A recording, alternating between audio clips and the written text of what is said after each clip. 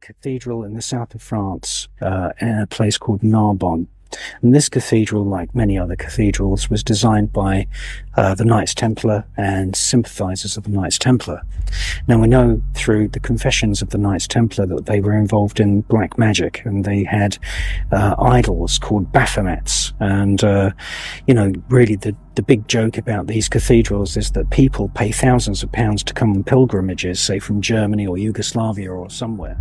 People think they're going to have a wonderful Christian spiritual holiday. Well, that's far from the truth. The truth of the matter is that this is a Kabbalistic temple, and it contains carvings of most of the demons that you find in ancient magical scriptures, such as the Ars Goetia, the Testament of Solomon, the Clavicule of Solomon, and many of the other magical texts that have made their way into Europe from ancient Babylon, ancient Chaldea, which is a province of Babylon, and from Sumeria as well. Well, the truth of the matter is that many people who claim to be cardinals and priests and members of the Catholic Church are actually involved in black magic.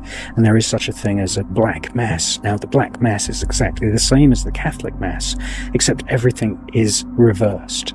And instead of praising Jesus and God, they praise Satan and Lucifer.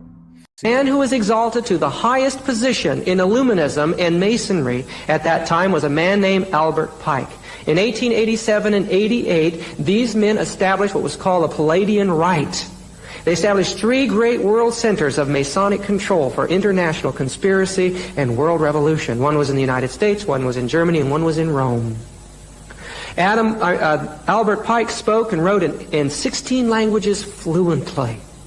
He was one of the most amazing geniuses the world had ever known, and yet he led out in magnificent seances where demons would manifest and float around in the air right out in public. From a letter that he wrote to the Palladium, the secret society, in 1889, Albert Pike said, "That which we say to the crowd is that we worship God. But," and he's saying, "but it is the God that one worships without superstition." See, the God of human reason. It says the religion should be by all us initiates of the high degrees maintained in the purity of the Luciferian doctrine. That's the religion of the Illuminati. Yes, he says, Lucifer is God.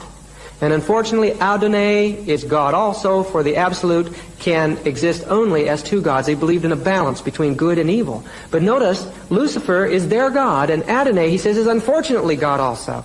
That's the name they give to Jesus Christ.